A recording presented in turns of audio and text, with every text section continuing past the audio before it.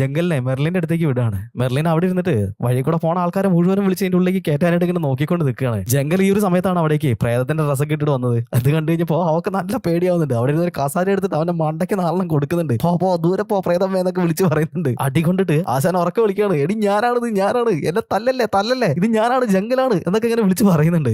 അയ്യോ നീയായിരുന്നാ, ഈ ഒരു കോസ്റ്റ്യൂമില് ഞാൻ നിന്നെ കണ്ടു കഴിഞ്ഞപ്പോ പേടിച്ചു പോടാ, സോറിട്ടാ. അവളുടെ ഒരു ഒടുക്കത്തെ തല്ല്. എടി നമുക്ക് ഇന്നത്തെ ഷോ ഇപ്പൊ തൽക്കാലത്തേക്ക് നിന്ന് നിർത്താനാ? എന്തിനാണ് ഷോ നിർത്തുന്നത്? അത് പിന്നെ പേടിച്ചിട്ട് ഒരാളുടെ കാറ്റ് പോയി. എന്ത് കാറ്റ് പോയിന്നാ?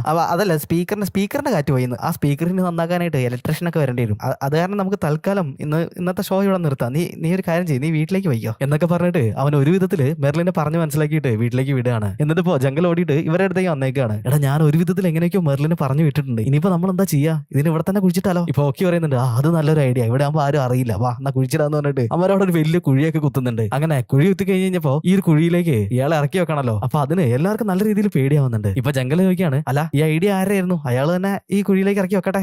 എന്നാ പിന്നെ നമുക്ക് അങ്ങനെ തന്നെ ചെയ്യാം. നീ തന്നെ ഈ ഒരു ഐഡിയ പറഞ്ഞേ, അപ്പൊ തന്നെ പിടിച്ച് കുഴിയിലേക്ക് ഇറക്കി വെച്ചോ ഇങ്ങനെ പറയുന്നുണ്ട്. ഓഹോ അതെന്റെ ഐഡിയ ആയിരുന്നല്ലേ? എടാ ഒന്ന് ഹെൽപ്പ് ചെയ്യടാ.